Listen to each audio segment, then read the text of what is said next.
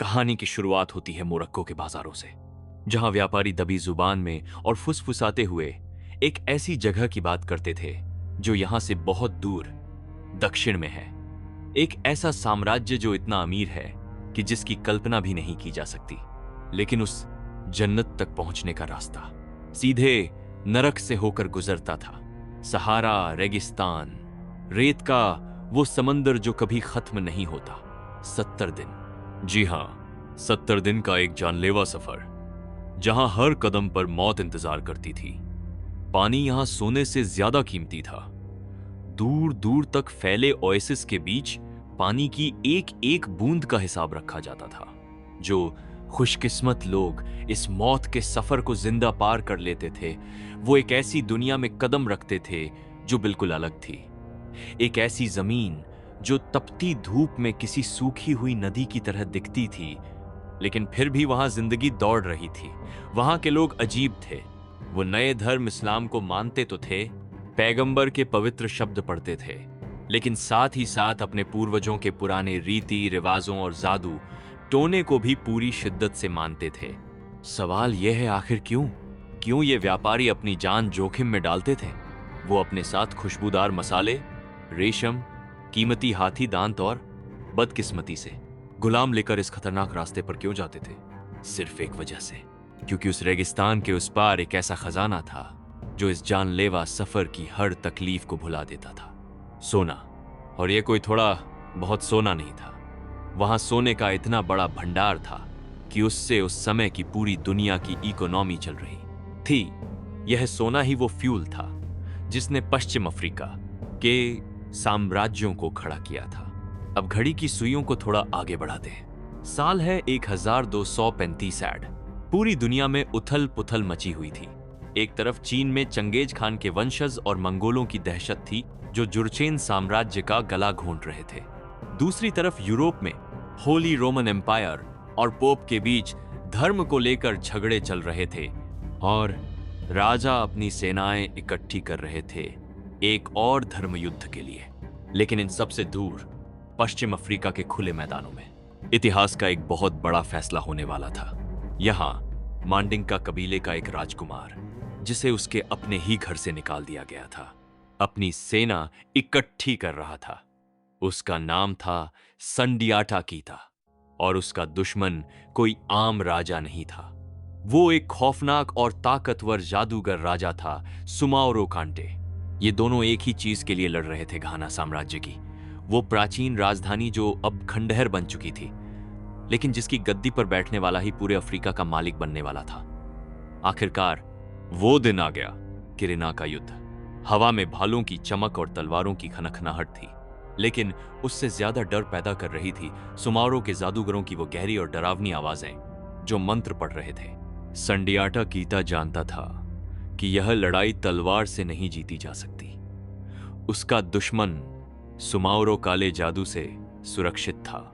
उसे कोई साधारण हथियार मार नहीं सकता था। संडियाटा पूरी एकाग्रता के साथ युद्ध के मैदान में आगे बढ़ा।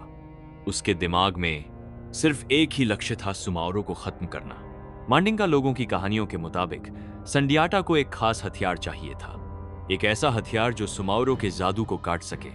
उसने अपना धनुष उठाया और उसमें एक खास तीर लगाया। इस तीर की नोक लोहे की नहीं थी, उस पर एक मुर्गे का कांटा लगा हुआ था। वहां की मान्यताओं के मुताबिक यही वो चीज थी जो उस जादूगर राजा की ताकतों को तोड़ सकती थी। संडियाटा ने अपनी पूरी ताकत से धनुष खींचा, प्रत्यंचा तनी और तीर हवा को चीरता हुआ सीधा अपने निशाने पर लगा। इतिहासकार और कहानीकार आज भी 800 साल बाद भी इस कहानी को गाते हैं, चाहे वो जादू था या सिर्फ संडियाटा की हिम्मत। नतीजा साफ था, सुमारो हार गया, संडियाटा कीता की जीत हुई। यह सिर्फ एक जीत नहीं थी, यह माली साम्राज्य की शुरुआत थी। संडियाटा के नेतृत्व में मांडिंका लोगों ने गुलामी की जंजीरें तोड़ दी। उन्होंने अपनी खोई हुई इज्जत वापस पाई और पूरे अफ्रीका के इतिहास को हमेशा के लिए बदल दिया। अब ट्रांस सहारा ट्रेड नेटवर्क के नए मालिक वो थे। नमक और सोने का पूरा व्यापार अब उनकी मुट्ठी में था। लेकिन दोस्तों, इस महान जीत तक पहुंचने का रास्ता आसान नहीं था। संडियाटा का जन्म किसी महल में नहीं, बल्कि एक टूटे हुए साम्राज्य के खंडहरों में हुआ था। वो था घाना साम्राज्य, जिसे वहां के लोग वागाडू कहते थे। इसकी शुरुआत साल 700 ऐड के आसपास हुई थी। घाना इतना अमीर कैसे बना? उन्होंने कोई खेती नहीं की, उन्होंने कोई आविष्कार नहीं किया, उन्होंने बस अपनी लोकेशन का फायदा उठाया। वो मिडिल मैन बन गए। दक्षिण के जंगलों से आता था सोना और उत्तर के रेगिस्तान से आता था नमक। रेगिस्तान की गर्मी में नमक इंसान के जिंदा रहने और खाने को बचाने के लिए सोने जितना ही कीमती था। घाना के राजाओं ने दिमाग लगाया। उन्होंने अपनी जमीन से गुजरने वाले हर व्यापारी पर भारी टैक्स लगा दिया। अगर तुम्हें यहां से सोना ले जाना है तो हमें हिस्सा देना होगा। घाना का खजाना भरता गया, लेकिन दौलत अपने साथ दुश्मन भी लाती है। इतनी बेशुमार दौलत ने पड़ोसियों की नीयत खराब कर दी। 11वीं सदी में उत्तर से एक तूफान आया, अल मोराविद। यह मोरक्को के लड़ाके थे, जो धर्म और तलवार के दम पर घाना को कुचलने आए थे। उन्होंने घाना साम्राज्य की कमर तोड़ दी, और जो कसर बाकी थी वो कुदरत ने पूरी कर दी। एक भयानक सूखा पड़ा, लोग भूखे मरने लगे, पलायन शुरू हो गया।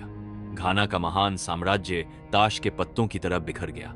एक बड़ा देश अब छोटे छोटे आपस में लड़ते हुए कबीलों और जागीरों में बंट गया था। यह एक अराजक दुनिया, हर कोई एक दूसरे का दुश्मन था। और इसी टूटी फूटी बिखरी हुई और खतरनाक दुनिया में जन्म हुआ था उस बच्चे का, जो आगे चलकर द लायन किंग बनने वाला था। संडियाटा की था। कहानी वापस जाती है संडियाटा के बचपन में। भविष्य का यह महान राजा जब पैदा हुआ तो वो चल नहीं सकता था। उसके पैर बेजान थे। एक राजकुमार जो अपने पैरों पर खड़ा नहीं हो सकता, वो राजा कैसे बनेगा? इसी बात का फायदा उठाकर राजमहल के लोगों ने उसका जीना हराम कर दिया था। खास तौर पर उसके पिता की दूसरी पत्नियां और उनके बच्चे। वो संडियाटा का मजाक उड़ाते थे, उसे और उसकी मां को जलील करते थे।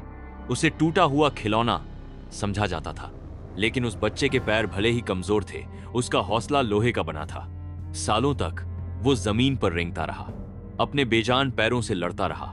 राजमहल के किसी कोने में बिना किसी की मदद के वो अपनी जंग लड़ रहा था। और फिर वो चमत्कार हुआ। उम्र 7 साल। संडियाटा ने अपनी पूरी ताकत बटोरी और इतिहास में अपना पहला कदम रखा। वो खड़ा हो गया। यह खबर आग की तरह फैली। उसके पिता राजा की आंखों में खुशी के आंसू थे। उन्हें अपना वारिस मिल गया था। लेकिन इसी घटना ने राजमहल में डर का माहौल पैदा कर दिया। उसकी सौतेली मां और सौतेले भाई अब उससे जलने लगे। उन्हें डर था कि यह लड़का, जिसे वो कल तक अपाहिज कहकर चिढ़ाते थे, कहीं उनका हक न छीन ले। जब संडियाटा के पिता की मौत हुई तो महल की राजनीति खतरनाक हो गई। संडियाटा की मां समझदार थीं। वो जानती थीं कि अगर वो यहां रुकीं तो उनके बेटे को मार दिया जाएगा। इसलिए उन्होंने एक बहुत भारी फैसला लिया, बनवास। वो संडियाटा और अपने बाकी बच्चों को लेकर रातों रात भाग गईं। अपना घर, अपना राज्य छोड़कर उन्हें एक पड़ोसी राजा के दरबार में शरण लेनी पड़ी। संडियाटा को दूर से अपने ही घर पर अपने सौतेले भाइयों को राज करते देखना पड़ा। लेकिन कहते हैं ना, शेर को जंगल से निकाल दोगे तो वो कुत्ता नहीं बन जाता। जिस राजा ने उन्हें शरण दी थी, उसने संडियाटा के अंदर छिपी आग को पहचान लिया। संडियाटा ने वहां अपनी बुद्धिमानी और लीडरशिप दिखाई। वो उस राजा का इतना चहेता बन गया कि राजा ने उसे वायसराय बना दिया। यहां तक कि जब राजा बाहर जाता तो पूरा राज्य संडियाटा के भरोसे छोड़कर जाता। संडियाटा बड़ा हो रहा था, समझदार हो रहा था और ताकतवर बन रहा था। वो तैयार हो रहा था। उधर संडियाटा के अपने देश में क्या हो रहा था, वहां कयामत आ चुकी थी।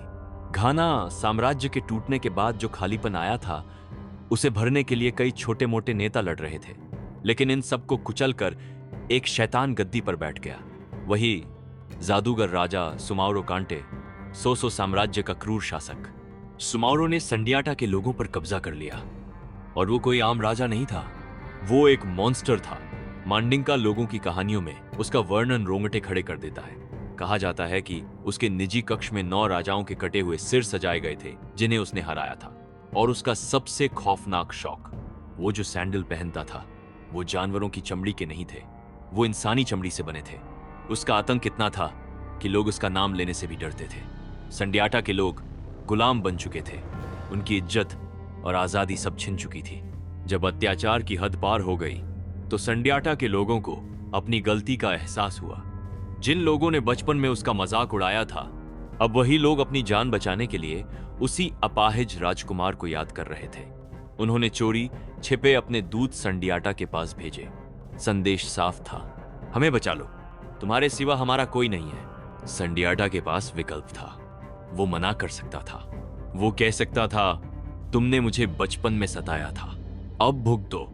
लेकिन एक सच्चे लीडर की पहचान यही होती है, वो बदले से बड़ा सोचता है। उसने अपने बचपन के जख्मों को भुला दिया और लड़ने का फैसला किया। वो अपने संरक्षक राजा की सेना का एक बड़ा हिस्सा लेकर वापस लौटा, लेकिन वो जानता था कि सुमाउरो की विशाल सेना के सामने यह काफी नहीं है। सुमाउरो के पास काले जादू की ताकत भी थी। संडियाटा ने तलवार से पहले दिमाग चलाया। उसने उन सभी छोटे छोटे राजाओं को एकजुट किया जो सुमाउरो के जुल्म से परेशान थे। वो कबीले जो आपस में लड़ते थे, संडियाटा ने उन्हें एक झंडे के नीचे खड़ा कर दिया। उसकी पर्सनालिटी में ऐसा जादू था कि सबने उसे अपना लीडर मान लिया। यह अब सिर्फ एक सेना नहीं, एक गठबंधन था। और फिर आया साल 1234। विद्रोह शुरू हुआ और इसका अंत हुआ उसी बैटल ऑफ किरीना में जिसका जिक्र हमने पहले किया था। सुमाउरो हारा, उसका जादू टूटा और वो हमेशा के लिए गायब हो गया। लड़ाई खत्म होने के बाद धूल बैठ गई। जीत के उस जश्न में 12 अलग अलग देशों के राजाओं ने संडियाटा के सामने सिर झुकाया। संडियाटा कीता, जो अभी मुश्किल से 18 साल का था, उसे एक नया टाइटल दिया गया। सम्राट नहीं, राजा नहीं, उसे कहा गया मनसा, किंग ऑफ किंग्स। उसने सिर्फ एक लड़ाई नहीं जीती थी, उसने एक साम्राज्य खड़ा कर दिया था, माली साम्राज्य। लेकिन दोस्तों, असली कहानी तो अब शुरू होगी, क्योंकि संडियाटा ने जिस साम्राज्य की नींव रखी, उसी वंश में आगे चलकर एक ऐसा राजा आएगा जो इतना अमीर होगा कि वो इतिहास का सबसे अमीर आदमी कहलाएगा। मनसा, मूसा, संडियाटा कीता ने युद्ध तो जीत लिया था, लेकिन वो जानता था कि जीतना आसान है पर राज करना मुश्किल। वो उन राजाओं में से नहीं था जो सिर्फ तलवार के दम पर तानाशाही करते हैं। वो बहुत चालाक और दूरदर्शी था। उसने अपने नए और विशाल माली साम्राज्य को एक सिंपल मॉडल पर नहीं चलाया, उसने उसे एक संघ बनाया। सोचिए, उस जमाने में ऐसा पॉलिटिकल स्ट्रक्चर। उसने जिन जिन कबीलों और देशों को हराया था, उन्हें गुलाम बनाने के बजाय उसने उन्हें अपने सिस्टम का हिस्सा बना लिया। उसने हर कबीले से कहा, तुम अपना एक प्रतिनिधि मेरे दरबार में भेजो, चाहे वो कोई स्थानीय राजा हो या कोई किसान नेता। इससे क्या हुआ? जो लोग कल तक एक दूसरे के दुश्मन थे, जो कबीले आपस में लड़ते थे, अब वो सब एक ही छत के नीचे बैठकर फैसले ले रहे थे। संडियाटा ने दुश्मनों को दोस्त बनाकर अपनी गद्दी को सुरक्षित कर लिया। यह उसकी सबसे बड़ी जीत थी। अब बात करते हैं असली ताकत की। पैसा। माली साम्राज्य की सरहदें तेजी से फैल रही थी। वो पुराने घाना साम्राज्य से कहीं ज्यादा बड़ा हो चुका था, लेकिन सबसे बड़ा फर्क लोकेशन का था। पुराना घाना साम्राज्य सिर्फ एक बिचौलिया था। वो उत्तर के नमक और दक्षिण के सोने के बीच में बैठकर मुनाफा कमाता था। लेकिन संडियाटा ने खेल बदल दिया। उसने अपनी सेना भेजकर उन इलाकों पर कब्जा कर लिया जहां सोने की खदानें थीं। अब माली के बॉर्डर के अंदर 3 विशाल सोने की खदानें थीं। अब वो बिचौलिए नहीं, मालिक थे। संडियाटा ने तुरंत ट्रांस सहारा ट्रेड को दोबारा जिंदा किया। नमक, गुलाम और सबसे जरूरी सोना। उसने अपने राज्य से गुजरने वाले हर एक व्यापारी पर कड़ा टैक्स लगा दिया। एक तरफ फेडरल गवर्नमेंट की शांति और दूसरी तरफ टैक्स से आता हुआ बेशुमार पैसा।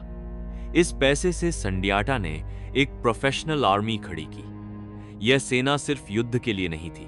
इनका काम था व्यापार के रास्तों की रक्षा करना, ताकि सोने की यह नदी कभी बहना बंद न हो। व्यापारियों को सुरक्षा मिली और बदले में राजा को पैसा। संडियाटा ने एक और बड़ा फैसला लिया। उसने अपनी राजधानी बदल दी। उसने अपने छोटे से गामनियानी को साम्राज्य की नई राजधानी घोषित किया। यह कोई इमोशनल फैसला नहीं था, यह एक स्ट्रैटेजिक मूव था। नियानी दक्षिण में था, घने जंगलों के पास। फायदा, यहां की जमीन खेती के लिए बहुत उपजाऊ थी। यह जगह उत्तर के खतरनाक मोरक्कन हमलावरों की पहुंच से बहुत दूर थी। संडियाटा ने करीब 20 साल तक राज किया। यह माली का गोल्डन एज था। शांति थी, पैसा था और खुशहाली थी। लेकिन हर महान कहानी का अंत एक रहस्य होता है। संडियाटा की मौत कैसे हुई, ये आज तक कोई पक्का नहीं बता सकता। कुछ इतिहासकार कहते हैं कि वो संकरानी नदी में डूब गए। कुछ कहते हैं कि एक जश्न के दौरान गलती से उन्हें तीर लग गया। सच्चाई इतिहास के पन्नों में खो गई है। लेकिन एक बात तय है, उनकी मौत के साथ पश्चिम अफ्रीका का एक युग खत्म हो गया और अब शुरू होने वाला था असली ड्रामा। संडियाटा के जाने के बाद माली में गद्दी के लिए झगड़े शुरू हो गए। मांडिंका रिवाजों के मुताबिक राजा का सगा बेटा ही अगला राजा बनना चाहिए था, लेकिन संडियाटा का असली बेटा अभी बच्चा था, तो मौके का फायदा उठाया संडियाटा के गोद लिए हुए बेटे ने, जिसका नाम था मनसा वाली। शुरुआत में यह फैसला सही लगा। वाली एक काबिल राजा साबित हुआ। उसने 15 साल तक राज किया। उसने साम्राज्य को और बढ़ाया और खेती में ऐसे सुधार किए जिससे कभी अकाल नहीं पड़ा।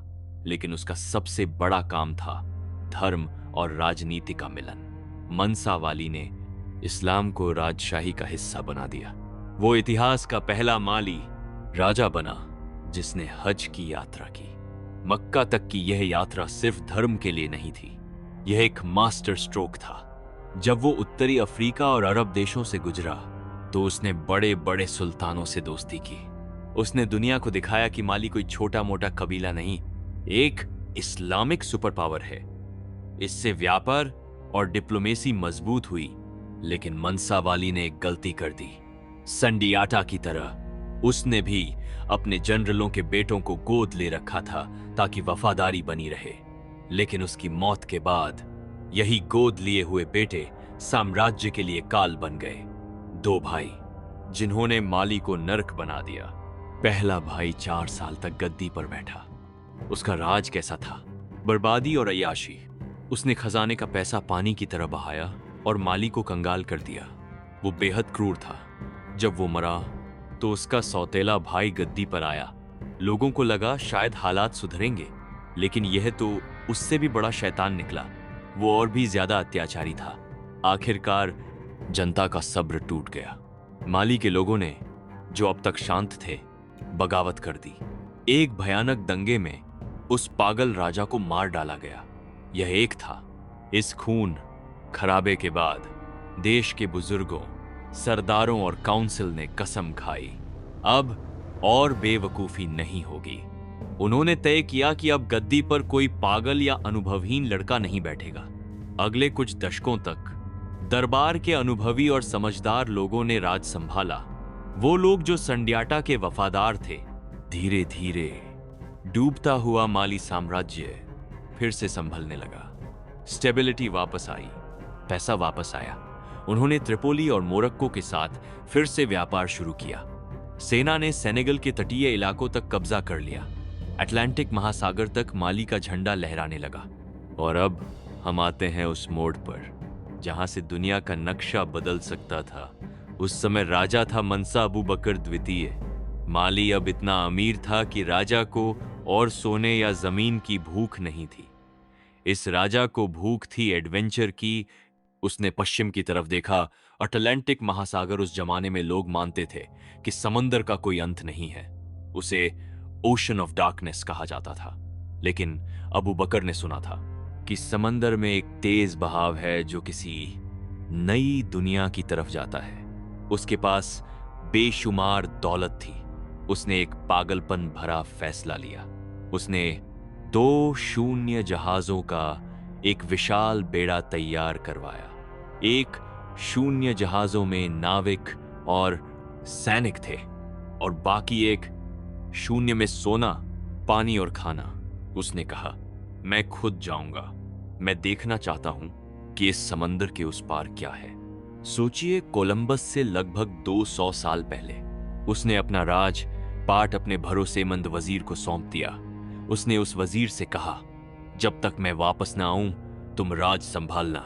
और फिर 2 शून्य जहाजों के साथ मनसा अबू बकर क्षितिज के उस पार गायब हो गया। वो कभी वापस नहीं आया। क्या वो अमेरिका पहुंचा? क्या वो डूब गया? ये आज भी एक रहस्य है। लेकिन जाते जाते वो जिस वजीर को गद्दी सौंप कर गया था, वो इतिहास का सबसे अमीर आदमी बनने वाला था। उस वजीर का नाम था मूसा, जिसे दुनिया आज मनसा मूसा के नाम से जानती है। मनसा अबू बकर द्वितीय अपनी 2 शून्य शिप्स के साथ क्षितिज के उस पार चले गए। माली के लोग और वो वजीर मूसा महीनों तक समंदर के किनारे खड़े होकर उनका इंतजार करते रहे। हफ्ते बीते, महीने बीते और फिर साल बीत गए, लेकिन उस अंधेरे समंदर अटलांटिक ओशन से एक भी जहाज वापस नहीं आया। न कोई लकड़ी का टुकड़ा, न कोई संदेश, न कोई जिंदा इंसान। ऐसा लगता था जैसे समंदर ने उस पूरे बेड़े को निगल लिया हो। क्या कोई तूफान आया? क्या वो अमेरिका पहुंच गए और वहीं बस गए, या वो पृथ्वी के किनारे से गिर गए जैसा उस वक्त लोग मानते थे? यह है इतिहास का एक ऐसा राज है जो कभी नहीं खुला। उस महान राजा और उसकी विशाल सेना का अंत एक त्रासदी थी, एक एडवेंचर जो मौत में बदल गया। जरा कल्पना कीजिए, उत्तरी अफ्रीका के एक प्राचीन शहर की मजबूत दीवारों के बाहर एक अकेला इंसान खड़ा है। सूरज आग बरसा रहा है। उसके सामने दूर दूर तक सिर्फ खालीपन है। रेत का एक ऐसा समंदर जो कभी खत्म नहीं होता, एक खामोश मौत सहारा रेगिस्तान। यह कोई मामूली मुसाफिर नहीं है। यह है मध्यकालीन दुनिया का सबसे महान यात्री इब्न बतूता, मार्को पोलो से भी बड़ा और उनसे भी ज्यादा सफर करने वाला। और आज वह अपने जीवन के अंतिम और सबसे खतरनाक अभियान पर निकलने वाला है। इब्न बतूता ने अपनी जिंदगी के पिछले 20 साल सिर्फ सफर में बिताए थे। इस न थकने वाले बर्बर स्कॉलर ने पूरी इस्लामिक दुनिया को नाप दिया था, चीन के आलीशान दरबारों से लेकर भारत के सुदूर इलाकों तक और वहां से स्पेन के मोहल्लों तक। उसने सब कुछ देखा था। लेकिन यह सफर कोई छुट्टी नहीं था। यह एक सर्वाइवल की कहानी थी। हिंद महासागर में उसका जहाज डूब गया था। वो मरते मरते बचा। मिडिल ईस्ट में विद्रोहियों ने उसे किडनैप कर लिया। बाइजेंटाइन साम्राज्य में एक पागल सुल्तान ने उसे कैद कर लिया। और सबसे बड़ी बात, सिर्फ 1 साल पहले उसने अरब प्रायद्वीप को तब पार किया था जब वहां ब्लैक प्लेग महामारी अपने चरम पर थी। मौत उसके दाएं बाएं चल रही थी, लेकिन वो बच गया। इतनी मुसीबतों के बाद कोई भी इंसान घर बैठ जाता, लेकिन इब्न बतूता नहीं। उसके लिए अभी सबसे बड़ा इम्तिहान बाकी था। सवाल यह है, वो अब कहां जा रहा था? वो एक ऐसे इलाके में जाने की तैयारी कर रहा था जो दुनिया के नक्शे से लगभग गायब था। अफ्रीका महाद्वीप के इतने अंदर, इतने गहरे में, जहां बहुत कम बाहरी लोग पहुंच पाए थे। और जो चंद लोग वहां से जिंदा वापस आए, उन्होंने ऐसी कहानियां सुनाई जिन पर यकीन करना मुश्किल था। अकल्पनीय दौलत की कहानियां। साल था 1352 ऐड। इब्न बतूता ने गहरी सांस ली, अपने ऊंट पर चढ़ा और उस क्रूर रेगिस्तान में कदम रख दिया। लेकिन उसे वहां खींच कौन रहा था? एक भूत, एक ऐसे राजा की परछाई जो 50 साल पहले ही मर चुका था, लेकिन जिसकी चमक अभी भी दुनिया को अंधा कर रही थी। मनसा मूसा। 1352 का साल। महान मनसा मूसा को मरे हुए आधी सदी 50 ईयर्स बीत चुकी थी। संडियाटा कीता को गए 150 साल हो चुके थे, लेकिन मनसा मूसा के हज की कहानियां अभी भी हवाओं में थी। 1324 में जब मनसा मूसा मक्का की यात्रा पर निकले थे, तो उन्होंने दुनिया को हिला दिया था। इतिहास गवाह है, वो काफिला कोई आम काफिला नहीं था। मीलों लंबा सोने का जुलूस। कहा जाता है कि उन्होंने मिस्र में इतना सोना दान किया, इतना सोना बांटा कि वहां सोने की कीमत ही गिर गई। उन्होंने अकेले अपने दम पर मिस्र की पूरी इकोनॉमी को क्रैश कर दिया था। इतिहास में ऐसा कभी नहीं हुआ था कि एक आदमी की दौलत ने पूरे देश की अर्थव्यवस्था हिला दी हो। 50 साल बाद भी दुनिया भर के विद्वान, जज और व्यापारी उस सोने की चिड़िया को अपनी आंखों से देखना चाहते थे। वो देखना चाहते थे कि वो कौन सा साम्राज्य है जिसके पास इतना सोना है कि वो उसे मिट्टी की तरह बांट देते हैं। इब्न बतूता उसी माली साम्राज्य को देखने जा रहा था। वो ये रिकॉर्ड करने जा रहा था कि क्या सोने की ये कहानियां सच हैं। इब्न बतूता ने जब 1352 में अपना सफर शुरू किया तो उनका मकसद कोई एडवेंचर नहीं था, एक साधारण सा लक्ष्य था। माली के अमीर राज्य में एक जज की अच्छी नौकरी पाना।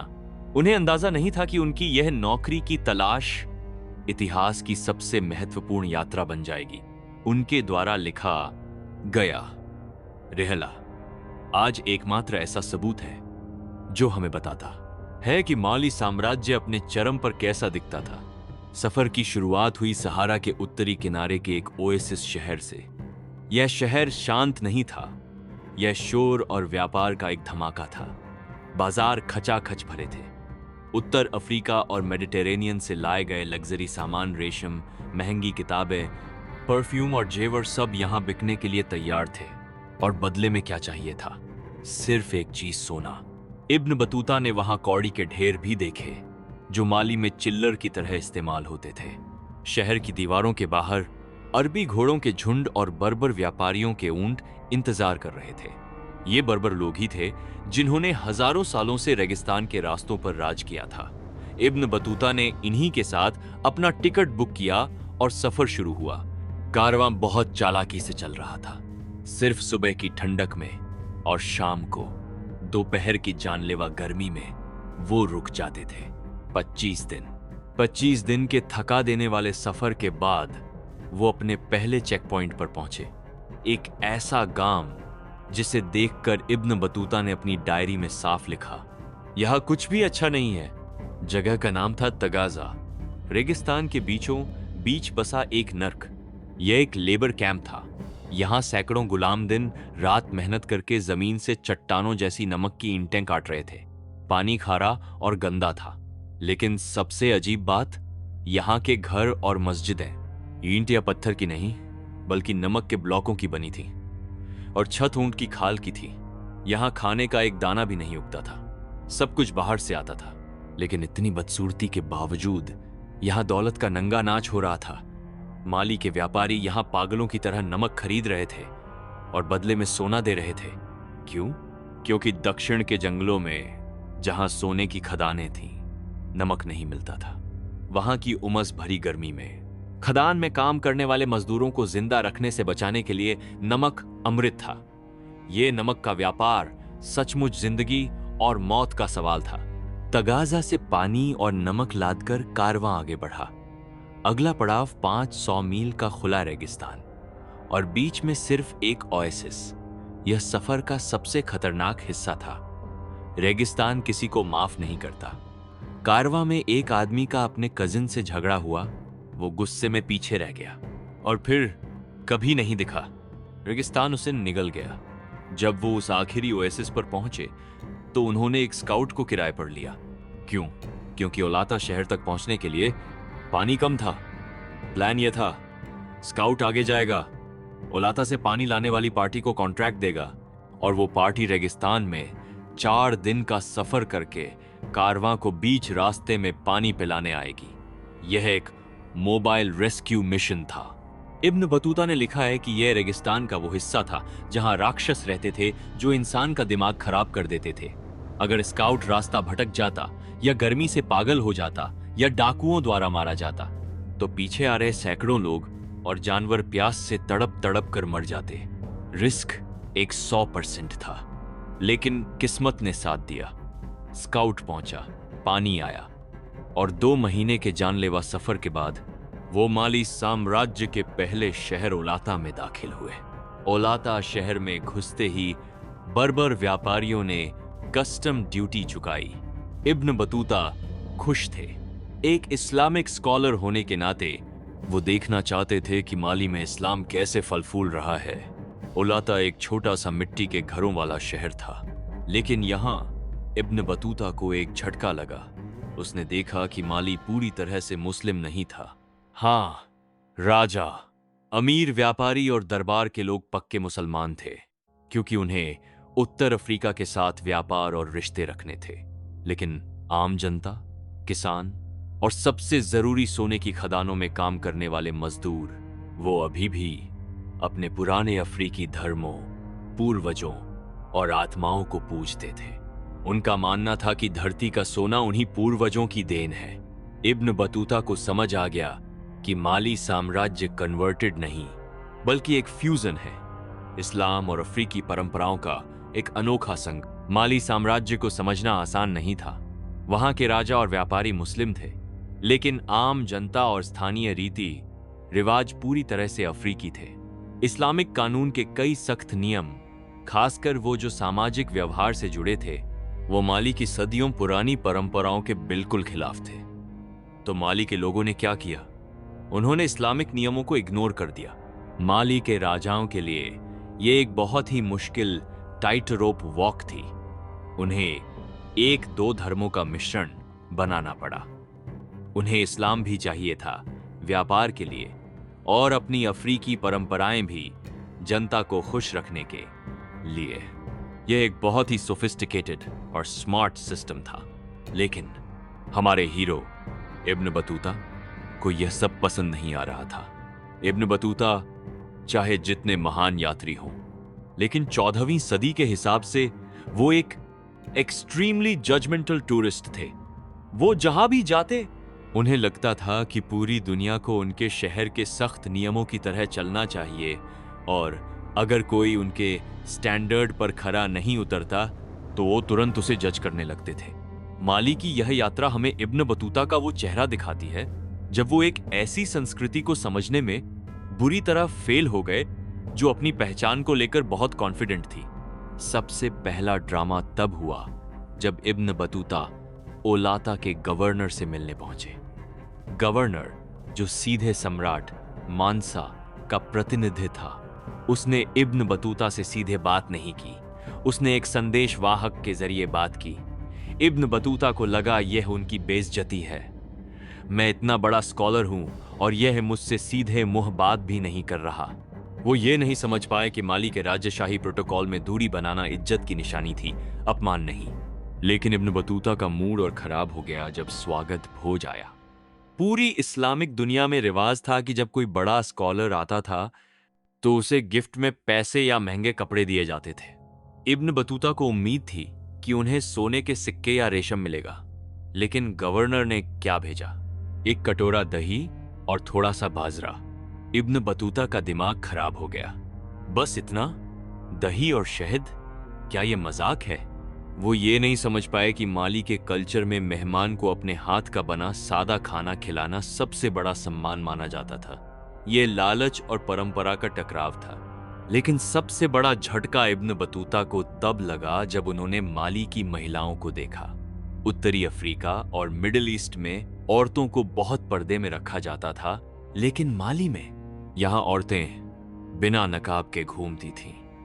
यहां तक कि राजघराने की ओर अमीर मुस्लिम औरतें भी पर्दा नहीं करती थीं। उन्हें समाज में मर्दों के बराबर आजादी और इज्जत हासिल थी। एक किस्सा तो बहुत ही मजेदार है। इब्न बतूता अपनी सांस्कृतिक नासमझी की वजह से एक स्थानीय स्कॉलर के पास गए और शिकायत की, मैंने अभी तुम्हारी बीवी को आंगन में एक दूसरे मर्द के साथ हंस हंस कर बातें करते देखा है। इब्न बतूता को लगा था कि वो स्कॉलर गुस्से से लाल हो जाएगा, लेकिन उस मालियन स्कॉलर ने शांति से जवाब दिया, हाँ, वो उसका दोस्त है। हमारे यहाँ औरतों और मर्दों की दोस्ती अच्छी मानी जाती है, इससे कोई शक पैदा नहीं होता। इब्न बतूता यह सुनकर इतना डर गए और हॉरिफाइड हो गए कि वो उस स्कॉलर के घर से भाग खड़े हुए। उनके लिए यह बात हजम करना नामुमकिन था कि एक औरत और मर्द सिर्फ दोस्त हो सकते हैं। यह दिखाता है कि माली का समाज उस वक्त कितना प्रगतिशील और ओपन माइंडेड था। हालांकि इब्न बतूता को उनके तौर तरीके काफिरों वाले लगते थे, लेकिन एक चीज थी जिसकी तारीफ किए बिना वो नहीं रह सके, सुरक्षा। जैसे जैसे वो राजधानी की तरफ बढ़ रहे थे, उन्होंने देखा कि लोग धर्म के प्रति बहुत समर्पित थे।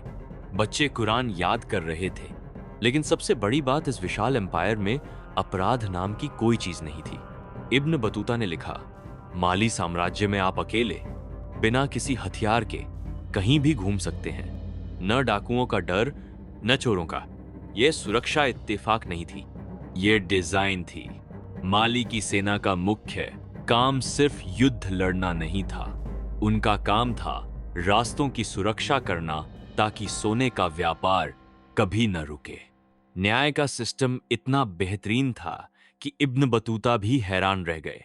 उदाहरण के लिए, अगर कोई विदेशी व्यापारी माली में मर जाता था तो सरकार उसका सामान लूटती नहीं थी जैसा बाकी दुनिया में होता था, बल्कि सरकार उस सामान को एक के पास जमा करवा देती थी जब तक कि मरने वाले के रिश्तेदार आकर उसे ले न जाएं। इस भरोसे की वजह से ही दुनिया भर के व्यापारी माली आते थे। आखिरकार इब्न बतूता राजधानी शायद नियानी पहुंचे और यहां उन्हें फिर से झटका लगा। राज दरबार में अफ्रीकी परंपराओं का बोलबाला था।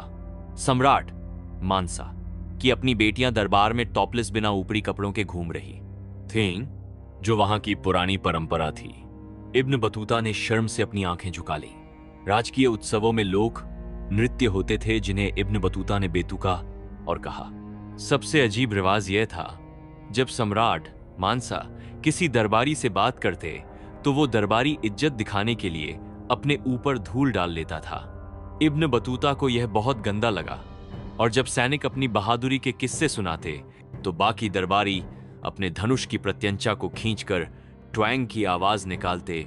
यह गवाही देने का तरीका था कि हाँ, हमने ये देखा है।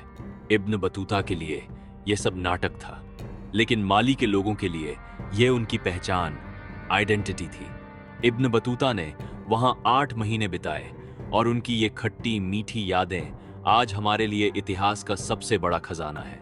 आखिरकार वो दिन आ गया जिसका इब्न बतूता को बेसब्री से इंतजार था। सम्राट मानसा ने खुद उनके लिए एक व्यक्तिगत तोहफा भेजा। इब्न बतूता की आंखों में चमक आ गई। उन्हें लगा अब आएगा असली मजा। सोना, जवाहरात, घोड़े। आखिर मैं एक महान यात्री हूं। दरबारी आए और उन्होंने बड़े सम्मान के साथ तोहफा पेश किया। और तोहफे में क्या निकला? 3 रोटियां, थोड़ा सा बीफ का टुकड़ा और एक बर्तन खट्टी दही। इब्न बतूता यह देखकर सन्न रह गए और फिर वो दरबार के बीचों बीच जोर जोर से हंसने लगे। यह खुशी की हंसी नहीं थी, यह एक तंज था। उन्होंने मजाक उड़ाते हुए कहा, वाह क्या बात है, मनसा की मशहूर दरियादिली बस इतनी ही है। 3 रोटियां, भाड़ में जाइए सब। उनका यह रिएक्शन बताता है कि एक इंटरनेशनल सेलिब्रिटी को जब उम्मीद के मुताबिक सम्मान नहीं मिलता तो उसे कैसा लगता है। लेकिन दोस्तों, इब्न बतूता का यह चिड़चिड़ापन और शिकायतें हमें माली साम्राज्य के बारे में एक बहुत गहरी बात सिखाती हैं। इब्न बतूता जज कर रहे थे क्योंकि माली बाकी इस्लामिक दुनिया जैसा नहीं था और यही माली की ताकत थी। सहारा रेगिस्तान की वजह से माली बाकी अरब दुनिया से कटा हुआ था। इस दूरी ने उन्हें एक अनोखा मौका दिया। उन्होंने इस्लाम को अपनाया, लेकिन अपनी शर्तों पर। उन्होंने इस्लाम में अपनी अफ्रीकी संस्कृति को घुलने नहीं दिया, बल्कि इस्लाम को अपने कल्चर में ढाल लिया। यह एक गर्वित पश्चिम अफ्रीकी साम्राज्य था। वो अपनी पुरानी परंपराओं को छोड़ने वाले नहीं थे, चाहे कोई विदेशी यात्री कितना भी बुरा क्यों ना माने। माली ने विदेशी प्रभाव को वहीं तक रखा जहां तक उन्हें फायदा था, लेकिन अपनी पहचान से समझौता नहीं किया। और विदेशी प्रभाव को दूर रखने का सबसे बड़ा सबूत था सोना।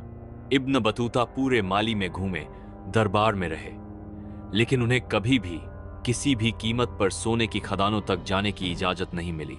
ये माली सरकार का सरकारी आदेश था। ये उनकी नेशनल सिक्योरिटी थी। माली के राजा जानते थे कि अगर विदेशियों को पता चल गया कि खदानें असल में कहां हैं, तो कल को कोई भी हमला कर देगा। इसलिए उन्होंने एक बहुत ही स्मार्ट सिस्टम बनाया था। सोना खदानों से निकालकर उत्तर के सुरक्षित ट्रेडिंग हब्स पर लाया जाता था। विदेशियों को सिर्फ वहीं तक आने की इजाजत थी। सोचिए, उस समय दुनिया का 2/3 सोना सिर्फ माली से आ रहा था। यूरोप और इस्लामिक दुनिया की पूरी इकोनॉमी इस पीली धातु की प्यासी थी, क्योंकि उन्होंने चांदी छोड़कर सोने को अपनाना शुरू कर दिया था। माली दुनिया का बैंक था, लेकिन अपने लॉकर की चाबी उन्होंने किसी को नहीं दी। अपनी बेइज्जती और शिकायतों के बाद और आखिर में थोड़ा सोना मिलने के बाद इब्न बतूता ने अपने सफर का आखिरी हिस्सा शुरू किया। वो महान नाइजर नदी के सहारे पूर्व की तरफ बढ़े। उनका अगला पड़ाव था एक ऐसा शहर जो तेजी से दुनिया का सबसे बड़ा कमर्शियल हब बन रहा था, टिम्बकटू। यह शहर रेगिस्तानी कारवां और नदी के रास्तों को जोड़ता था। इब्न बतूता ने देखा कि माली से सिर्फ सोना ही बाहर नहीं जा रहा था। नाइजर नदी पर तैरती नावों में और भी कीमती सामान लदे थे। हाथी दांत, कोला नट्स, रंग बिरंगे शुतुरमुर्ग के पंख, किशमिश। और दुख की बात है, गुलाम। जैसे जैसे इब्न बतूता नाइजर नदी को खामोशी से बहते हुए देख रहे थे, उनके दिमाग में एक ही ख्याल चल रहा होगा। उन्होंने काहिरा में मनसा मूसा की दरियादिली की, जो कहानियां सुनी थीं कि वो सोना लुटाते थे, और यहां उन्हें जो रोटी और दही मिली। वो सोच रहे होंगे, क्या वो कहानियां सच थीं या वो बस एक सपना था। उन्हें नहीं पता था कि वो कहानियां सच थीं, बस अब राजा बदल गया था। सोना वही था, लेकिन उसे लुटाने वाला मनसा मूसा अब इतिहास बन चुका था। साल है 1312 आड। अटलांटिक महासागर का किनारा, सूरज की रोशनी में चमकती हुई लहरें, और उन लहरों पर धीरे धीरे ओझल होते हुए 2 शून्य जहाज।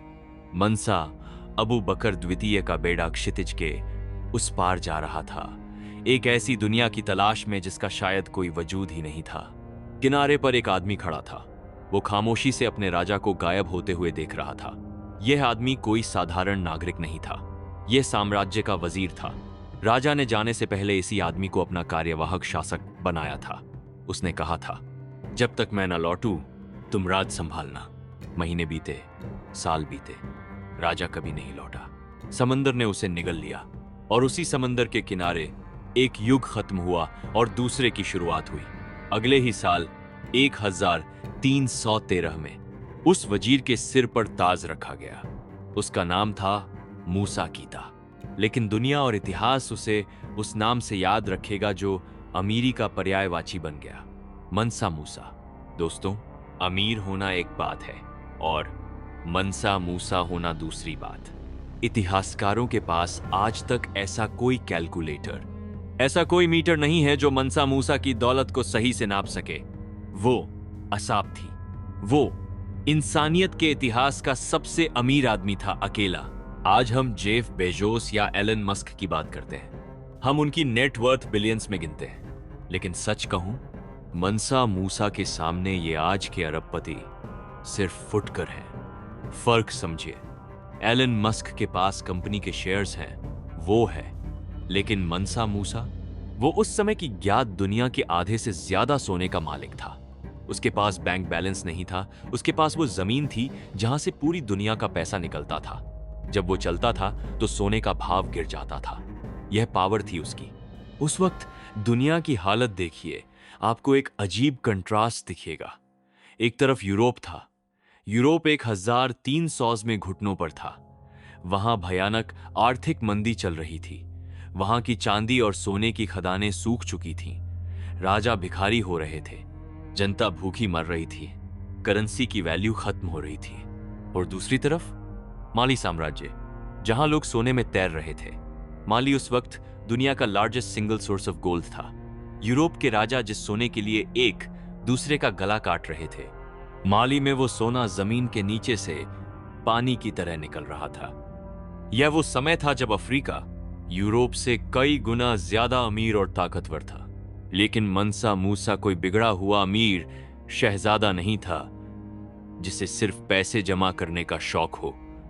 उसकी महत्वाकांक्षा सोने से कहीं ज्यादा बड़ी थी। वो नहीं चाहता था कि माली को सिर्फ एक सोने की दुकान समझा जाए। वो चाहता था सम्मान। वो चाहता था कि दुनिया माली को एक ग्लोबल सुपर पावर माने, एक ऐसा सभ्य और ताकतवर देश जिसकी बात पूरी दुनिया में सुनी जाए। इसलिए गद्दी पर बैठते ही उसने जश्न नहीं मनाया, उसने काम शुरू किया। अपने राज के शुरुआती सालों में उसने खजाना नहीं भरा, बल्कि सिस्टम ठीक किया। उसने प्रशासन को मजबूत किया। उसने उन ट्रेड रूट्स को सुरक्षित किया जहां से पैसा आता था। और जब उसे लगा कि घर मजबूत हो गया है तो उसने अपनी नजरें बाहर घुमाई। उसने एक विशाल मिलिट्री कैंपेन को हरी झंडी दिखाई। मकसद साफ था, साम्राज्य को पूर्व की तरफ फैलाना। उसका सपना सिर्फ अमीर बनना नहीं था, उसका सपना था गांव और टिम्बकटू जैसे शहरों को अपनी मुट्ठी में करना। मनसा मूसा का पहला कदम था ताकत। उसने अपनी सेना को पूर्व की तरफ भेजा और दो सबसे महत्वपूर्ण शहरों पर कब्जा कर लिया, टिम्बकटू और गांव। यह सिर्फ जमीन का टुकड़ा नहीं था, यह नाइजर नदी के व्यापार का दिल था। अब सोने के रास्ते से लेकर नदी के रास्ते तक सब कुछ मूसा की मुट्ठी में था। जब घर सुरक्षित हो गया तो मूसा ने अपनी नजरें इंटरनेशनल पॉलिटिक्स पर घुमाई। 14वीं सदी में पॉलिटिक्स का मतलब था धर्म, रिलीजन। मूसा एक बहुत ही पक्का मुसलमान था, अपने पूर्वजों से कहीं ज्यादा। लेकिन वो एक मास्टर पॉलिटिशियन भी था। वो जानता था कि धर्म सिर्फ इबादत के लिए नहीं बल्कि सत्ता के लिए भी इस्तेमाल हो सकता है। उसने इस्लाम का इस्तेमाल अपने राज्य को मॉडर्न बनाने के लिए किया। अरबी लेखन ताकि रिकॉर्ड्स रखे जा सकें, शरिया कानून ताकि पूरे साम्राज्य में एक ही कानून चले, मिडिल ईस्टर्न सिस्टम ताकि प्रशासन चुस्त हो। और सबसे बड़ी बात, माली का पूरा व्यापार इसलिए चल रहा था क्योंकि वो एक मुस्लिम देश था। उत्तरी अफ्रीका के व्यापारी उन पर भरोसा करते थे क्योंकि उनका धर्म और भाषा एक थी। लेकिन इतनी दौलत और ताकत होने के बावजूद एक चीज थी जो मनसा मूसा को चुभती थी। उत्तरी अफ्रीका और अरब के पुराने साम्राज्य जैसे मिस्र और मोरक्को माली को अभी भी सेकंड क्लास पावर मानते थे। उन्हें लगता था कि ये अफ्रीकी लोग उनसे कमतर हैं। वो माली को इज्जत नहीं देते थे। दुनिया का सबसे बड़ा सोने का मालिक इस बेइज्जती को बर्दाश्त नहीं कर सकता था। उसे दुनिया को दिखाना था कि माली किसी से कम नहीं बल्कि सबसे ऊपर है। तो उसने एक फैसला लिया, एक ऐसा फैसला जो इतिहास बदल देगा। साल 1324, राज करते हुए 17 साल हो चुके थे। मनसा मूसा ने ऐलान किया, मैं हज पर जाऊंगा। मक्का की यात्रा हर मुसलमान के लिए जरूरी है, लेकिन मूसा की यात्रा सिर्फ आध्यात्मिक नहीं थी, ये एक जियोपॉलिटिकली कैलकुलेटेड मूव था। आज की भाषा में कहें तो यह इतिहास का सबसे बड़ा ग्लोबल पब्लिसिटी स्टंट था। वो दुनिया को चीख चीख कर बताना चाहता था, we are here and we are rich. उसने जो काफिला तैयार किया उसे देखकर लोगों ने कहा, इसकी चमक ने सूरज को भी शर्मिंदा कर दिया। यह काफिला नहीं, एक चलता फिरता शहर था। आंकड़े सुनिए, दिमाग हिल जाएगा। मूसा के साथ 60,000 लोग चले। 60,000। उस जमाने में कई देशों की पूरी आबादी इतनी नहीं होती थी। कल्पना कीजिए, रेगिस्तान में एक लाइन जो मीलों तक खिंची हुई है। अगर आप एक जगह खड़े होकर उसे देखना शुरू करें तो पूरा काफिला गुजरने में एक पूरा दिन लग जाता था। सबसे आगे 500 संदेशवाहक। उनके हाथों में लोहे या लकड़ी की लाठियां नहीं थीं, उनके हाथों में शुद्ध सोने की छड़ें थीं। उनके पीछे मूसा के 12,000 निजी सेवक, सब के सब बेहतरीन रेशम पहने हुए, और हर एक सेवक के हाथ में एक भारी सोने की ईंट थी। और सबसे पीछे वो जानवर जिन्होंने दुनिया हिला दी, 80 ऊंट। हर ऊंट की पीठ पर 300 पाउंड, करीब 136 किलो सोने का पाउडर, गोल्ड डस्ट, लदा हुआ था। यह सिर्फ यात्रा नहीं थी, ये एक स्टेटमेंट था। मूसा अपनी पत्नी दकासा को भी साथ ले गया, और रानी अकेले नहीं थी। उनकी सेवा के लिए 500 नौकरानियां साथ चल रही थीं। और यह तो सिर्फ दिखावा था। इन 60,000 लोगों और हजारों जानवरों को जिंदा रखने के लिए पीछे एक विशाल सप्लाई चेन चल रही थी। पानी, खाना, कपड़े, सब कुछ रेगिस्तान के बीच में। जब यह काफिला सहारा पार करके उत्तरी अफ्रीका और मिस्र के शहरों में दाखिल हुआ तो लोग अपनी आंखों पर यकीन नहीं कर पाए। इतने अच्छे कपड़े पहने हुए, इतने अमीर और इतने विनम्र लोग। मूसा ने अपनी धार्मिक जिम्मेदारी निभाने में कोई कसर नहीं छोड़ी। वो जिस भी शहर से गुजरता, जिस भी गांव से निकलता, वो सोने की बारिश कर देता। भिखारी हो, दुकानदार हो या राहगीर, मूसा मुट्ठी भर के सोने का पाउडर बांटता गया। वो इतनी लापरवाही से सोना बांट रहा था जैसे वो मिट्टी हो। लोगों ने उसकी जय जयकार की। उन्हें लगा मसीहा आ गया है, लेकिन उन्हें नहीं पता था कि यह दरियादिली उनके लिए वरदान नहीं, श्राप बनने वाली थी। क्योंकि इकोनॉमिक्स का एक नियम है, जब किसी चीज की सप्लाई बहुत ज्यादा हो जाती है तो उसकी कीमत गिर जाती है। मनसा मूसा ने इतना सोना बांटा कि वो अनजाने में एक आर्थिक प्रलय लाने वाले थे। मनसा मूसा की हज यात्रा का पैमाना इतना विशाल था कि उस पर यकीन करना मुश्किल है। मिडिल ईस्ट में आज भी वो कहानियां सुनाई जाती हैं। कहा जाता है कि वो इतने पक्के मुसलमान थे कि उन्होंने कसम खाई थी, मैं अपनी यात्रा के दौरान हर शुक्रवार को एक नई मस्जिद बनवाऊंगा। सोचिए, रेगिस्तान के बीचों बीच हर हफ्ते एक नई बिल्डिंग खड़ी कर देना। लेकिन असली तबाही मची काहिरा में। मूसा ने वहां महीनों बिताए और उन्होंने क्या किया? शॉपिंग। वो काहिरा के बाजारों में गए और उन्होंने दिल खोलकर सूवनियर्स खरीदे, लेकिन उन्होंने कभी भाव तोल नहीं किया। दुकानदार ने जो मांगा उन्होंने उसका दोगुना दिया। उन्होंने इतनी महंगी चीजों को इतने ज्यादा दाम पर खरीदा कि दुकानदार पागल हो गए। लेकिन उन्हें नहीं पता था कि उनकी यह दरियादिली इतिहास की सबसे बड़ी आर्थिक गलती बनने वाली थी। इकोनॉमिक्स का नियम है, जब किसी चीज की सप्लाई हद से ज्यादा बर्ब लाग जाती है तो उसकी वैल्यू गिर जाती है। मनसा मूसा ने काहिरा, मदीना और मक्का के बाजारों में इतना सोना बांटा, इतना सोना बहाया कि सोने की कीमत ही हो गई। सोना, जो दुनिया की सबसे कीमती चीज थी, वो वहां धूल के भाव बिकने लगा। नतीजा, महंगाई। चीजों के दाम आसमान छूने लगे। मिडिल ईस्ट की पूरी इकोनॉमी हिल गई। जब मूसा को अपनी गलती का एहसास हुआ तो उन्होंने उसे सुधारने की कोशिश की। वापस आते वक्त उन्होंने काहिरा के साहूकारों से अपना ही दिया हुआ सोना वापस उधार लिया, वो भी बहुत ऊंची ब्याज दर पर, ताकि मार्केट से सोना कम हो और उसकी कीमत वापस बढ़े। लेकिन नुकसान हो चुका था। इस एक धार्मिक ट्रिप की वजह से मिडिल ईस्ट की इकोनॉमी को रिकवर करने में 10 साल लग गए। जरा रुकिए और सोचिए, आज तक के इतिहास में क्या कोई ऐसा इंसान है जिसने सिर्फ सूवनियर्स खरीदकर पूरी दुनिया में फाइनेंशियल क्राइसिस ला दिया हो? सिर्फ Mansa Musa. The map of 1375। भले ही उन्होंने इकोनॉमी तोड़ दी हो, लेकिन उनका मिशन कामयाब रहा। वो चाहते थे कि दुनिया माली को पहचाने, और वही हुआ।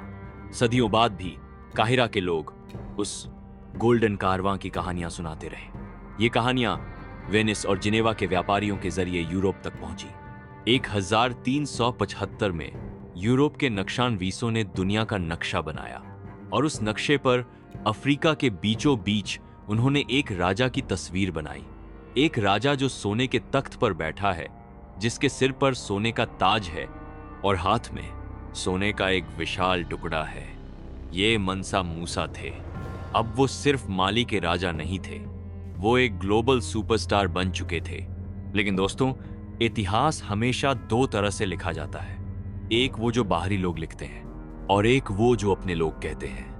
इस्लामिक दुनिया के लेखकों ने मूसा की दौलत और शान की तारीफ की, लेकिन माली के अपने इतिहासकार द ग्रियोट्स, जो जुबानी इतिहास याद रखते हैं, उनकी कहानी कुछ और ही सुनाते हैं।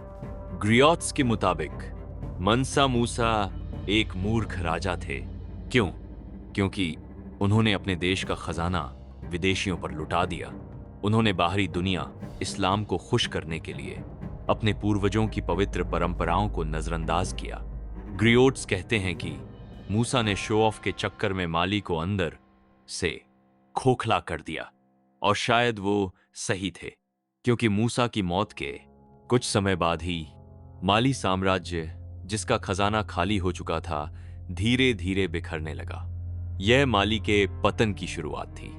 लेकिन मूसा सिर्फ सोना लुटाने नहीं गए थे, वो टैलेंट खरीदने भी गए थे।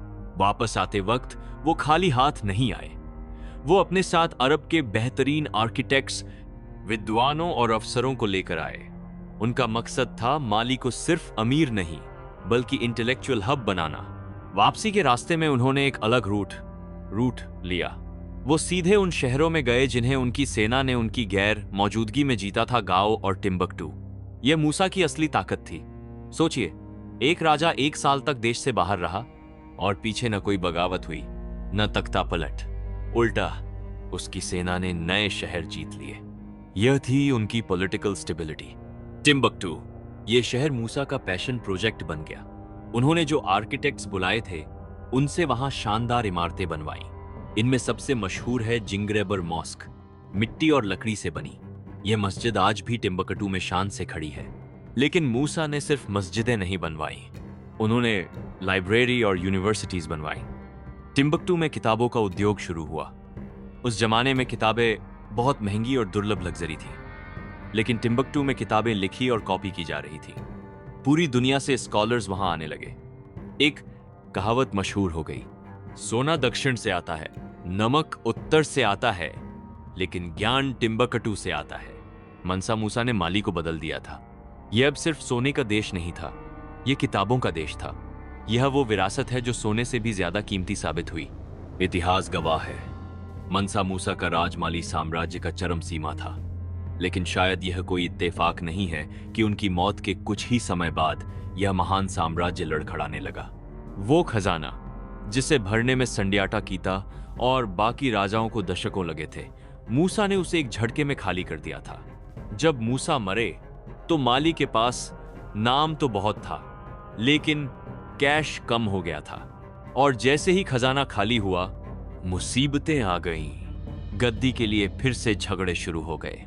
पड़ोसी राज्य, जो अब तक माली की ताकत से डरते थे, उन्होंने हमला करना शुरू कर दिया। जैसे मनसा मूसा की वो लेजेंडरी वेल्थ ही माली के पतन का कारण बनी।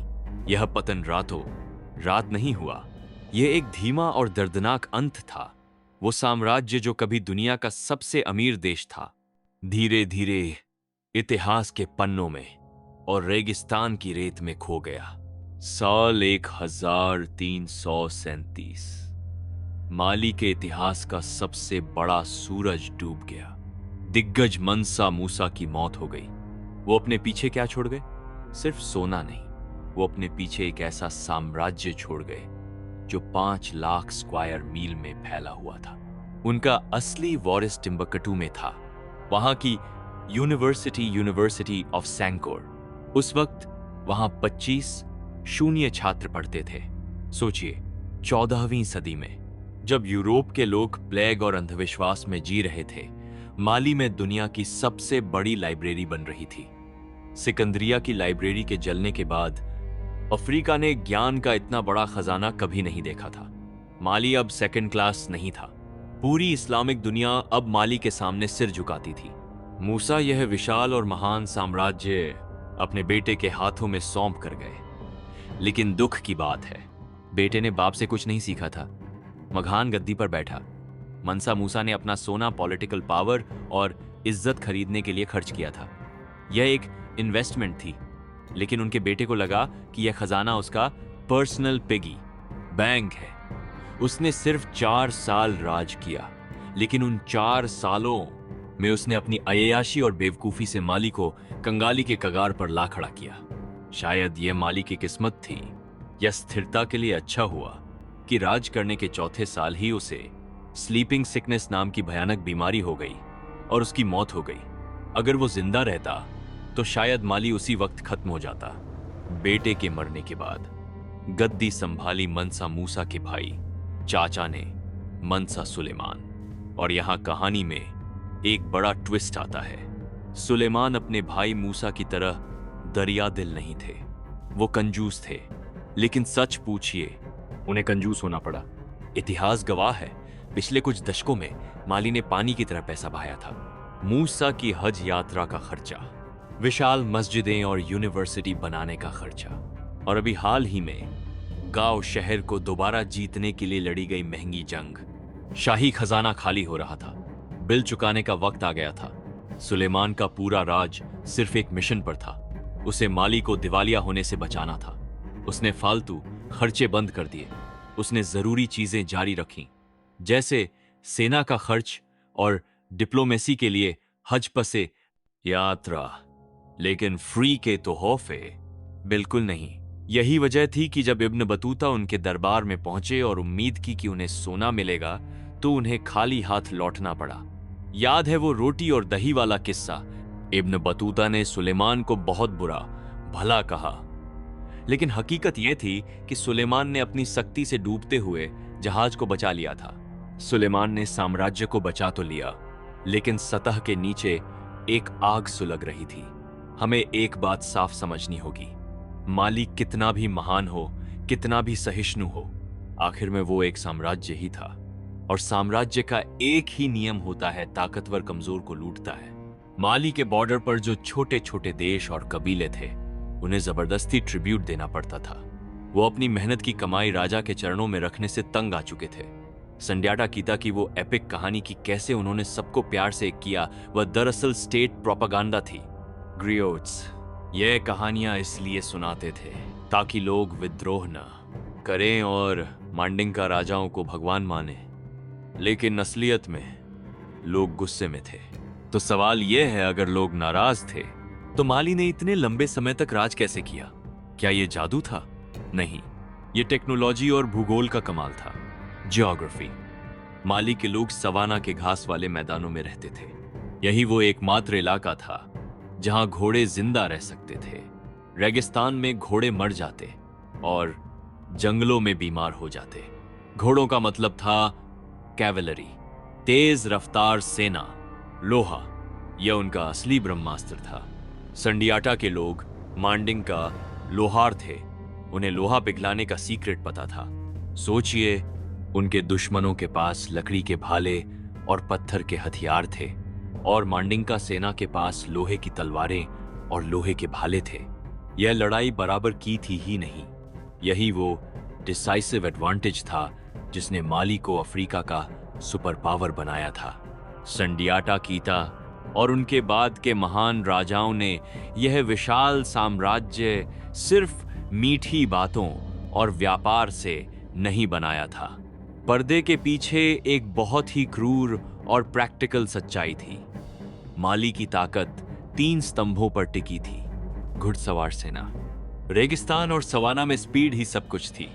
आयरन स्पीयर्स, लोहे के भाले, टेक्नोलॉजी का वो एडवांटेज जो उन्हें अजेय बनाता था।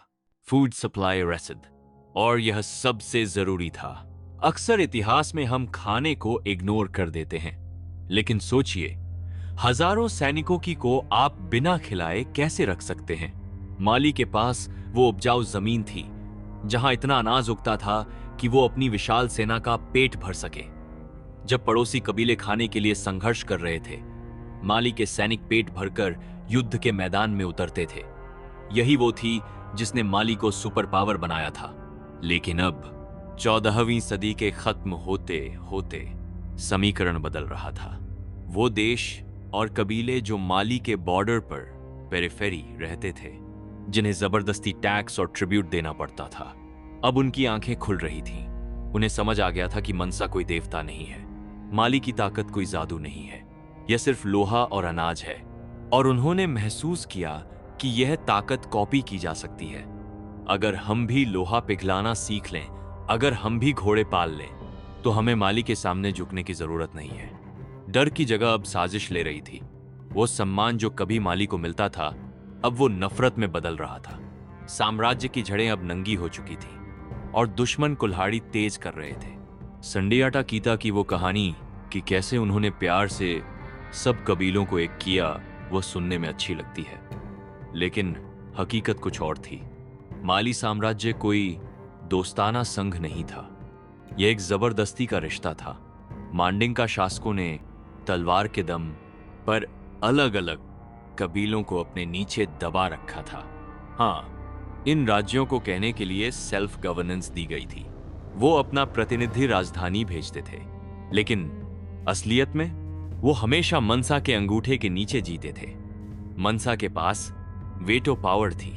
अगर उसे कोई प्रतिनिधि पसंद नहीं आता तो वो उसे हटा देता। और सबसे डरावनी बात, मनसा के जासूस वो बाज की तरह व्यापारिक शहरों पर नजर रखते थे। क्यों?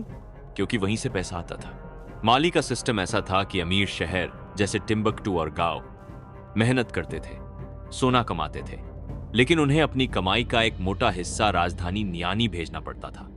नियानी कोई ट्रेड हब नहीं था, वो बस एक एडमिनिस्ट्रेटिव सीट थी। यह वही बात थी, मेहनत कोई और करे, मलाई कोई और खाए। तो जाहिर सी बात है, इन शहरों के अमीर एलिट्स के दिमाग में एक खतरनाक सवाल आने लगा। अगर हम सारा सोना खुद कमा रहे हैं, तो हम इस दूर बैठे राजा को टैक्स क्यों दे रहे हैं? क्या यह ज्यादा फायदेमंद नहीं होगा अगर हम आजाद हो जाएं? यही वो सोच थी जो आगे चलकर बगावत की आग बनने वाली थी। अब आते हैं माली के सबसे काले सच पर, गुलामी। हमें यह समझना होगा कि माली में गुलामी यूरोप या अमेरिका जैसी नहीं थी। यह थोड़ी अलग थी। यह हमेशा के लिए नहीं होती थी। गुलामों के बच्चे आजाद पैदा होते थे। कुछ पढ़े लिखे गुलाम तो दरबार में ऊंचे पदों तक भी पहुंचते थे। संडियाटा के बाद एक गुलाम सकुरा तो मनसा भी बन गया था। लेकिन इनके बावजूद गुलामी तो गुलामी होती है। किसी को उसके घर से उठाना, उसे जानवर की तरह बेचना यह घिनौना था। और कड़वा सच यह है कि माली की पूरी इकोनॉमी इसी पर चल रही थी। हर साल मनसा की खौफनाक घुड़सवार सेना पड़ोसी इलाकों पर धावा बोलती थी। मकसद जमीन जीतना नहीं था, मकसद था इंसानों को पकड़ना। पुरुष गुलाम खतरनाक सोने की खदानों में काम करते थे और सेना में इन्फेंट्री पैदल सैनिक बनते थे। महिला गुलाम खेतों में अनाज उगाती थी और सहारा रेगिस्तान के जानलेवा सफर में बोझा ढोने वाले का काम करती थी। जब इब्न बतूता ने नमक की खदानों में गुलामों को काम करते देखा था, तो वो माली की सबसे बड़ी कमजोरी देख रहे थे, सामाजिक असमानता। सोना ऊपर जा रहा था और नीचे सिर्फ खून और पसीना था। यह असमानता और लगातार टैक्स वसूली ने विद्रोहियों का काम आसान कर दिया।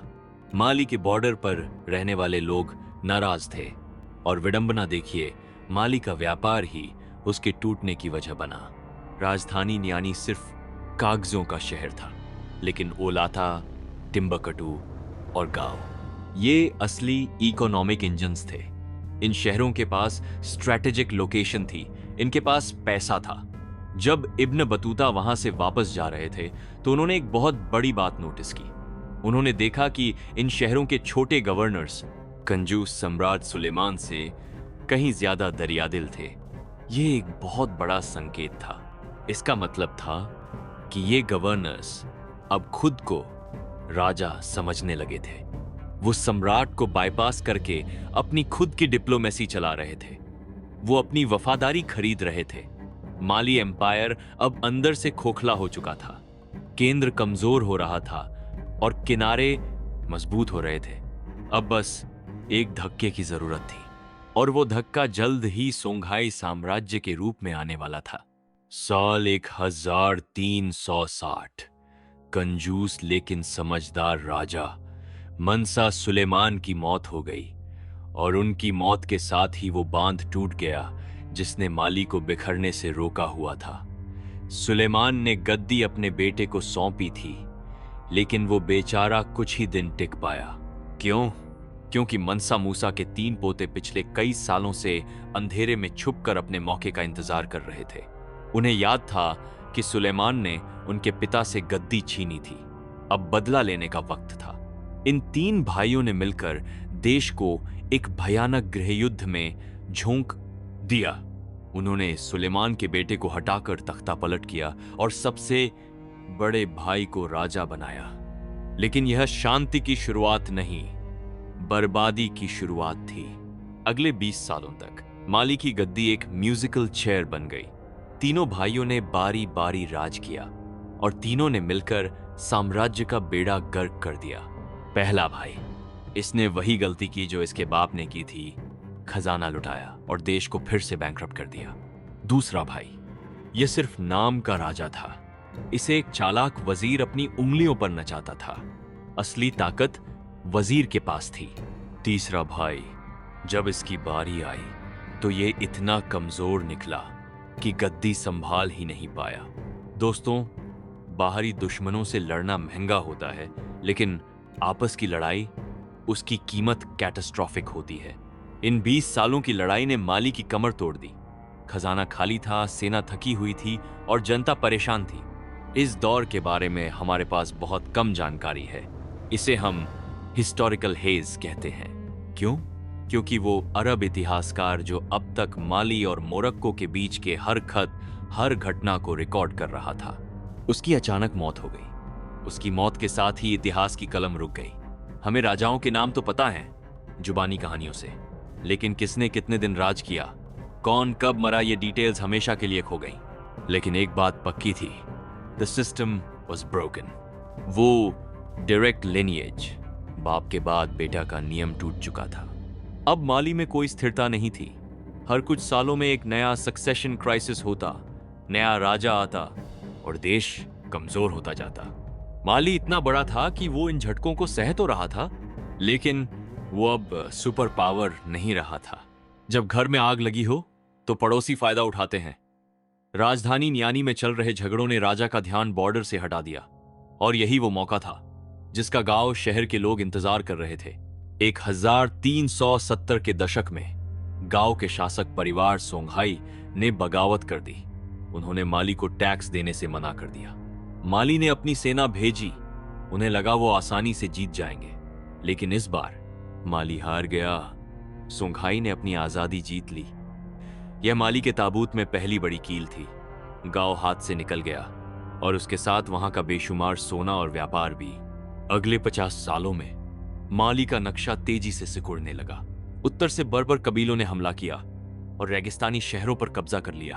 पूर्व से सोंघाई अपनी ताकत बढ़ा रहा था। माली के राजाओं ने देखा कि अब पूरे साम्राज्य को संभालना नामुमकिन है, तो उन्होंने वही किया जो एक गिरता हुआ साम्राज्य करता है। उन्होंने उत्तरी और पूर्वी सीमाओं को छोड़ दिया और अपनी ताकत को बचे खुचे इलाकों में समेट लिया। हाँ, माली अभी भी सोने और नमक के रास्तों के बीच में था। वो अभी भी टैक्स ले रहे थे, लेकिन वो प्रेस्टिज, वो पावर सब खत्म हो चुका था। माली अब गिर रहा था, लेकिन पूरी तरह गिरा नहीं था। लेकिन दोस्तों, असली खतरा तो अब शुरू होने वाला था। दो चीजें हो रही थीं जो इतिहास को हमेशा के लिए बदलने वाली थीं। गांव का छोटा सा राज्य अब एक विशाल साम्राज्य बनने की तैयारी कर रहा था। उनका मकसद सिर्फ आजाद होना नहीं था, उनका मकसद था माली को निगल जाना और नया बॉस बनना। अजीब जहाज और पश्चिम में अटलांटिक महासागर के तट पर वहां कुछ अजीब हो रहा था। क्षितिज पर नए तरह के जहाज दिखाई देने लगे थे। इन जहाजों पर रंग बिरंगे झंडे लगे थे, पुर्तगाल के झंडे। यह अब सिर्फ रेगिस्तान की लड़ाई नहीं थी, एज ऑफ एक्सप्लोरेशन शुरू हो चुका था। ये गोरे लोग सिर्फ व्यापार करने नहीं आए थे, ये पूरी दुनिया को बदलने आए थे। ट्रांस सहारा गोल्ड एम्पायर का दौर ढल रहा था और बंदूकों और जहाजों का दौर आ रहा था। साल 1465। माली साम्राज्य जो कभी अजेय था, अब अपनी आखिरी सांसें गिन रहा था। सेना थक चुकी थी, दरबार में गद्दी के लिए झगड़े चल रहे थे, और जब शेर बूढ़ा हो जाता है तो नए शिकारी आ जाते हैं। इस बार शिकारी का नाम था सुन्नी अली। इतिहास इसे जादूगर राजा के नाम से याद रखता है। सुन्नी अली सोंघाई साम्राज्य का राजा था। उसमें गजब का करिश्मा था और युद्ध का वो ऐसा जीनियस था जिसे हराना नामुमकिन था। उसका लक्ष्य साफ था, माली के टुकड़े करो और उसके अमीर व्यापारिक शहरों को सोंघाई के झंडे के नीचे लाओ। माली के लिए मुसीबतें चारों तरफ से आ रही थीं। रेगिस्तान से तौरेग हमलावरों ने टिम्बकटू और ओलाता जैसे शहरों पर कब्जा कर लिया। ये शहर माली की इकोनॉमिक नब्ज थे। नब्ज कट चुकी थी, रास्ते अब सुरक्षित नहीं थे, लूटपाट आम हो चुकी थी। सुन्नी अली का जन्म गांव में हुआ था। यह वो इलाका था जहां लोग अभी भी पुराने अफ्रीकी जादू, टोने और आत्माओं को मानते थे। सुन्नी अली ने बहुत चालाकी से राजनीति खेली। वो कहने को तो मुसलमान था ताकि व्यापारियों को खुश रखे है वसूस सके, लेकिन हकीकत में सब जानते थे कि वो जादूगर है। वो फैसले लेने के लिए कौड़ियां फेंकता था, तंत्र मंत्र करता था। उसने अफ्रीकी धर्म, रूरल पॉपुलेशन और इस्लाम, अर्बन पॉपुलेशन के बीच संतुलन बनाने की कोशिश की, लेकिन दरारें गहरी थीं। शहर के अमीर मुसलमान कानून, लॉ का सहारा लेकर गुलामी से बच जाते थे, जबकि गांव के गरीब लोग गुलाम बनाए जाते थे। यह गुस्सा सुन्नी अली की ताकत बना। सुन्नी अली का असली रूप तब दिखा जब उसने टिम्बकटू पर हमला किया। टिम्बकटू के विद्वानों को अपनी पवित्रता पर बहुत घमंड था। उन्होंने पहले सुन्नी अली को मदद के लिए बुलाया था, तौरेग हमलावरों को भगाने के लिए, लेकिन बाद में उन्होंने अपना इरादा बदल दिया। उन्होंने कहा, हम किसी राजा के गुलाम नहीं, हम सिर्फ अल्लाह के बंदे हैं। सुन्नी अली को धोखा बर्दाश्त नहीं था। वो अपनी सेना लेकर आया और टिम्बकटू को बर्बाद कर दिया। उसने वहां के बड़े बड़े विद्वानों और जजों को देश से निकाल दिया। इतिहास में पहली बार एक मुस्लिम राजा ने मुस्लिम विद्वानों पर इतना कहर बरपाया था। सुन्नी अली की नजर में ये विद्वान माली साम्राज्य के एजेंट थे। सुन्नी अली सिर्फ जादूगर नहीं था, वो एक मिलिट्री इनोवेटर भी था। उसने देखा कि सोंघाई की असली ताकत नाइजर नदी है। उसने स्थानीय मछुआरों और नाविकों को मिलाकर एक नदी वाली नौसेना तैयार की। सोचिए, उस जमाने में नदी के रास्ते हमला। उसकी नावें बिजली की रफ्तार से आती, शहरों को जीतती और गायब हो जाती। उसने नाइजर डेल्टा के उपजाऊ इलाकों पर कब्जा कर लिया। रिकॉर्ड कहते हैं कि सुन्नी अली ने अपनी जिंदगी में एक भी जंग नहीं हारी। उसकी जीत हमेशा भयानक और क्रूर होती थी।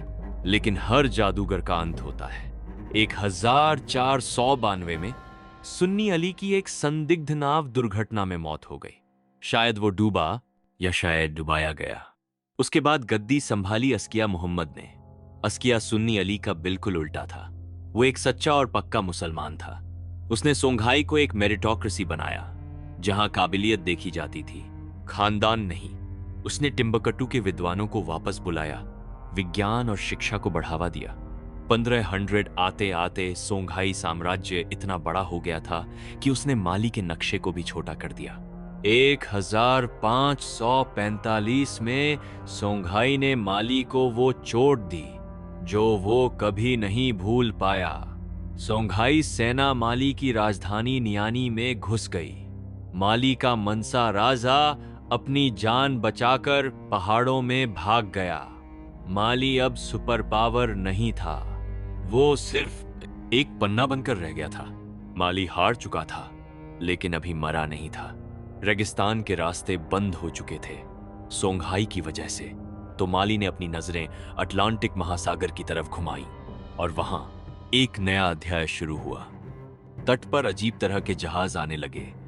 ये पुर्तगाली जहाज थे, प्रिंस हेनरी द नेविगेटर के भेजे हुए लोग। यूरोप में सदियों से माली के सोने की कहानियां चल रही थी। वो इसे गोल्डन कोस्ट कहते थे। पुर्तगाली आए तो व्यापार करने थे कपड़ा, रम और सामान के बदले सोना। माली को लगा कि उसे एक नया साथी मिल गया, लेकिन पुर्तगालियों का मकसद सिर्फ सोना नहीं था। जब उन्होंने देखा कि यहाँ इंसान भी खरीदे और बेचे जा सकते हैं, तो उनकी आंखों में एक काली चमक आ गई।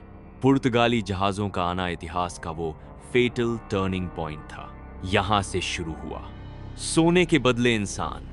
माली ने अनजाने में अपने घर का दरवाजा एक ऐसे दुश्मन के लिए खोल दिया था जो आने वाले 400 दिहासा पादिहा सालों तक पूरे अफ्रीका को खून के आंसू रुलाने वाला था। कहानी शुरू होती है अटलांटिक महासागर के तट पर। पुर्तगालियों का पहला मकसद माली से दोस्ती करना नहीं, बल्कि कैनरी आइलैंड्स पर कब्जा करना था।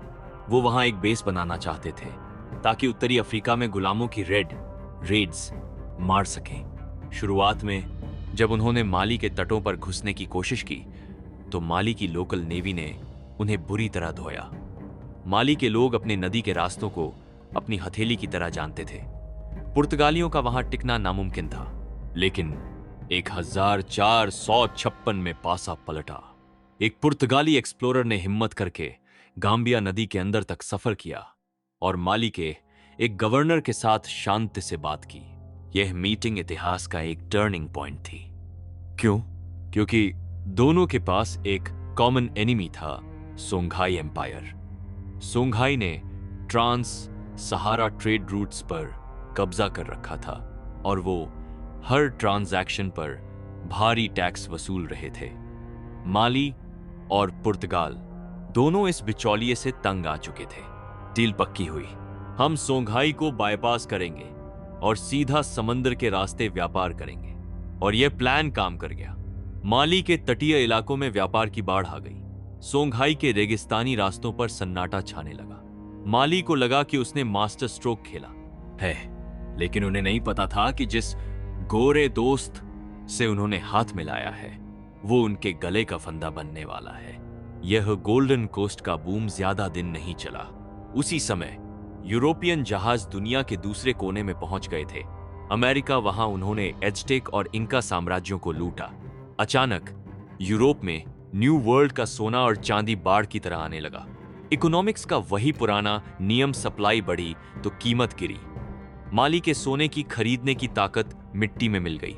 अब यूरोपियन व्यापारी पुर्तगाली, स्पेनिश, फ्रेंच, डच, ब्रिटिश माली के तट पर आ तो रहे थे, लेकिन सोने के लिए नहीं। उन्हें कुछ और चाहिए था, इंसान। ब्राजील और जमैका में गन्ने की खेती के लिए मजदूरों की भूख कभी खत्म नहीं हो रही थी, और यहीं से शुरू हुआ इंसानियत का सबसे काला अध्याय।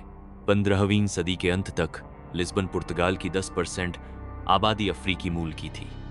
यह सिर्फ व्यापार नहीं था, यह एक था। माली और पश्चिम अफ्रीका से उनके सबसे जवान और ताकतवर लोग छीने जा रहे थे। अगले 350 सालों में कम से कम 1,20,00,000 लोगों को जानवरों की तरह जहाजों में भरकर ले जाया गया। इसने माली को अंदर से खोखला कर दिया। जब आपके देश की जवानी ही बिक जाए तो देश लड़ेगा किससे? 1591 माली कमजोर हो चुका था, लेकिन आखिरी और जानलेवा हमला पश्चिम से नहीं, उत्तर से आया। साल 1591।